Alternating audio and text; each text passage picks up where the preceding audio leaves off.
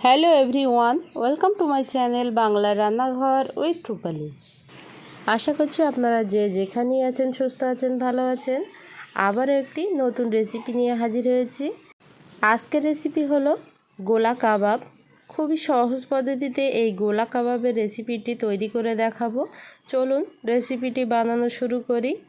গোলা কাবাব বানানোর জন্য এখানে আমি গরুর মাংসের কিমা নিয়েছি 1 কাপ। দিয়ে দিলাম হাফ কাপ সিদ্ধ ডাল।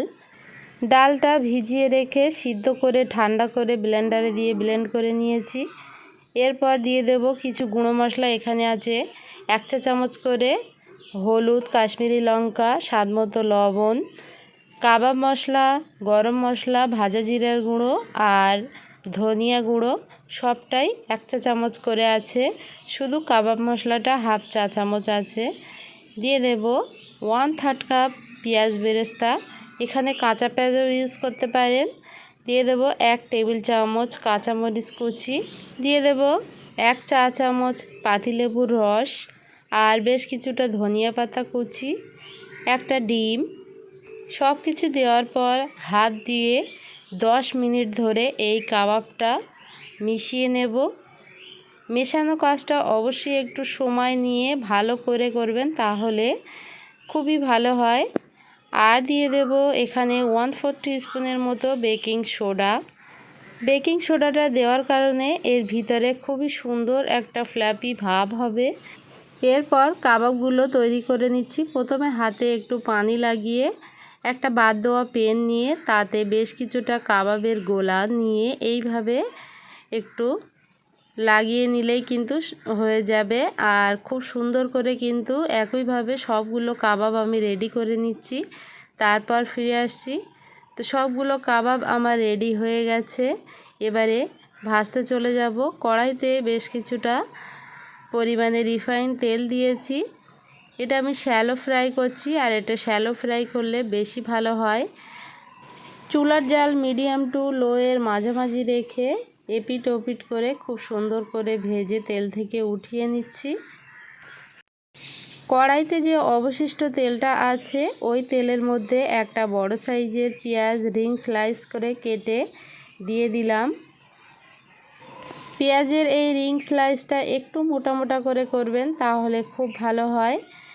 এরপর দিয়ে দেব একটা মিডিয়াম সাইজের টমেটো 4 ফালি করে, দিয়ে হালকা একটু নেড়ে চেড়ে তারপর দিয়ে দেব 5 থেকে 6টার মতো কাঁচা লঙ্কা। আবারও তেলের সঙ্গে একটু নেড়ে চেড়ে মিশিয়ে নেব।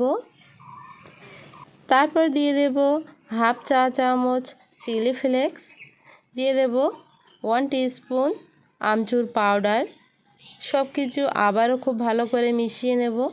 চুলার জালটা এ পর্যায়ে মিডিয়াম টু লো এর মাঝামাঝি রাখবেন, নইলে মশলাগুলো পুড়ে যাবে। দিয়ে দেব সামান্য একটু লবণ, যাতে করে টমেটো পেঁয়াজে লবণটা ঠিকঠাক থাকে। আর দিয়ে দেব 2 চা চামচ বাটার। বাটারটা দিলে এই গোলা কাবাবের টেস্টটা অনেক বেশি ভালো হয়। বাটারটা মেল্ট হয়ে যাওয়া পর্যন্ত নেড়ে চেড়ে সব কিছু মিশিয়ে নেব। আর তারপরে দিয়ে দেব 1 চা চামচ পাতিলেবুর রস। চাটনিটা একদমই রেডি হয়ে গেছে। এরপর দিয়ে দেব আগে থেকে যে গোলা কাবাবগুলো ভেজে রেখেছিলাম সেইগুলো। গোলা কাবাবগুলো দিয়ে নেড়ে চেড়ে মিশিয়ে নেব।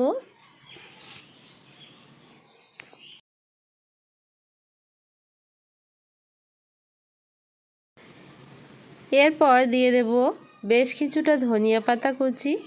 ধনিয়া পাতা কুচিটা দেওয়ার পর আবারও সব কিছু আলতো হাতে মিশিয়ে নেব। গোলা কাবাবটা একদমই আমাদের রেডি হয়ে গেছে। এবারে চুলা থেকে নামিয়ে গরম গরম পরিবেশনের পালা। চেষ্টা করেছি খুবই সহজ পদ্ধতিতে আজকে এই গোলা কাবাবের রেসিপিটি শেয়ার করার জন্য। যদি ভালো লাগে একটা লাইক দিয়ে চ্যানেলটা সাবস্ক্রাইব করে নিয়মিত পাশে থাকবেন। দেখা হচ্ছে আবার পরবর্তী নতুন একটি রেসিপির সঙ্গে। সে পর্যন্ত সবাই খুব বেশি ভালো থাকবেন। আল্লাহ হাফেজ।